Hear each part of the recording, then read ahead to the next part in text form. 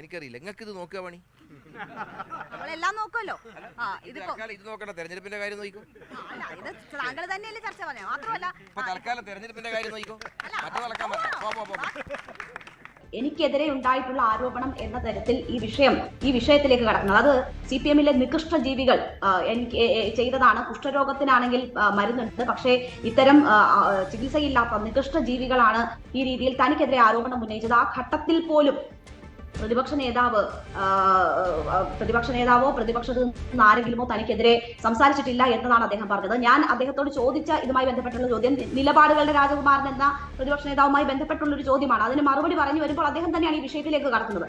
അതിനുശേഷം അദ്ദേഹം തനിക്കെതിരെ സഭയിൽ ഈ വിഷയം വന്നപ്പോൾ, അല്ലെങ്കിൽ പുറമേക്ക് പ്രതിപക്ഷത്ത് നിന്ന് ആരും ഈ വിഷയം ഉന്നയിച്ചിട്ടില്ല, ആരും ഈ വിഷയം ഏറ്റെടുത്തിട്ടില്ല എന്നൊരു പരാമർശം നടത്തുമ്പോഴാണ് അത് വസ്തുതയല്ല എന്നുള്ളത് കൊണ്ട് ഞാൻ അക്കാര്യം ചൂണ്ടിക്കാട്ടുന്നത്. ഒരു മാധ്യമ പ്രവർത്തക എന്ന നിലയിൽ ആ വിഷയം ചൂണ്ടിക്കാട്ടേണ്ടത്, അല്ലെങ്കിൽ അദ്ദേഹം ഇപ്പോൾ എത്തിയിരിക്കുന്ന പാളയത്തിന് യോജിച്ച രീതിയിൽ ഒരു കാര്യത്തെ ഫാബ്രിക്കേറ്റ് ചെയ്യുമ്പോൾ, തെറ്റിദ്ധരിപ്പിക്കാൻ ശ്രമിക്കുമ്പോൾ അത് അങ്ങനെ ആയിരുന്നില്ല എന്ന ബോധ്യമുള്ളപ്പോൾ അത് അങ്ങനെ ആയിരുന്നില്ല. പ്രതിപക്ഷ നേതാവ് ഉൾപ്പെടെയുള്ളവർ ഈ കാര്യങ്ങൾ തീവ്രത എന്ന വാക്ക് ഉപയോഗിച്ചുകൊണ്ട് പലയിടങ്ങളിലും അവർ പ്രതിരോധത്തിലാകുന്ന ഇടങ്ങളിൽ പറഞ്ഞിട്ടുണ്ട് എന്ന കാര്യം സൂചിപ്പിക്കുക മാത്രമാണ് ഞാൻ ചെയ്തത്. ആ ഘട്ടത്തിൽ എന്നോട് ഒരു തരത്തിൽ പറഞ്ഞാൽ, നമുക്കറിയാം ഈ തീവ്രത എന്ന വാക്ക് ഏത് തരത്തിലാണ് നമ്മൾ ഉപയോഗിക്കുന്നത് എന്നറിയാം. ആ അശ്ലീല ചുവയോടുകൂടി തന്നെ ആ വാക്ക് പറയുന്നു. നിങ്ങൾ അത് അളക്കാനാണോ നടക്കുന്നതെന്ന് എന്നോട് ചോദിക്കുന്നു. അപ്പോൾ ഒരു മാധ്യമപ്രവർത്തക എന്ന നിലയിൽ ഇതുമായി ബന്ധപ്പെട്ട് എനിക്ക് പറയാൻ പറ്റുന്നത്, നമ്മൾ എല്ലാ തരത്തിലും ഈ ഉയർന്നു വരുന്ന വിഷയങ്ങളിൽ ഇടപെടുകയും അത് വാർത്തയാക്കുകയും ഒക്കെ ചെയ്യുന്നുണ്ടല്ലോ. ഇത് നമ്മൾ വാർത്തയാക്കിയിട്ടുള്ള വിഷയമാണല്ലോ. അപ്പോൾ അങ്ങനെ ഒരു മറുപടി ഞാൻ പറയുമ്പോൾ, അശ്ലീല ചുവയോടെ അദ്ദേഹം പറഞ്ഞ കാര്യങ്ങൾ കേട്ട് കൈയടിക്കുന്ന വലിയ ഒരു കൂടെയുള്ള പ്രവർത്തകരെ നമുക്ക് കാണാം. ഇത് UDF-ന്റെ ഒരു ശക്തി കേന്ദ്രമായ ഇടത്താണ് അദ്ദേഹത്തിന്റെ പ്രചരണം നടക്കുന്നത്. അവിടെ എത്തിയാണ് നമ്മൾ കാണുന്നത്. ചുറ്റും ആളുകൾ ഉണ്ടായിരുന്നു.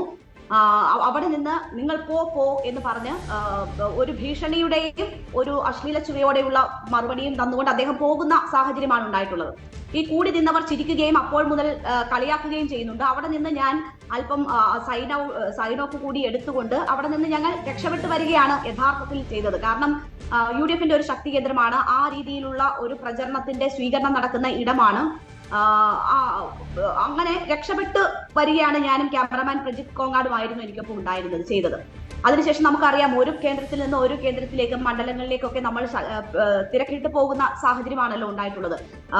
നമ്മൾ ഇന്നലെ ഇതുമായി ബന്ധപ്പെട്ട് നമുക്കുണ്ടായിട്ടുള്ള ബുദ്ധിമുട്ടുകൾ പറഞ്ഞുകൊണ്ട് ഇത് വാർത്തയാക്കുന്നു. ഒരു മാധ്യമ പ്രവർത്തകർ എന്ത് ജോലി ചെയ്യണമെന്നോ എന്ത് ചോദിക്കണമെന്നോ ഒന്നും തീരുമാനിക്കേണ്ടുന്ന കാര്യം PK ശശി എന്ന രാഷ്ട്രീയ നേതാവിനുണ്ട് എന്ന് എനിക്ക് തോന്നുന്നില്ല.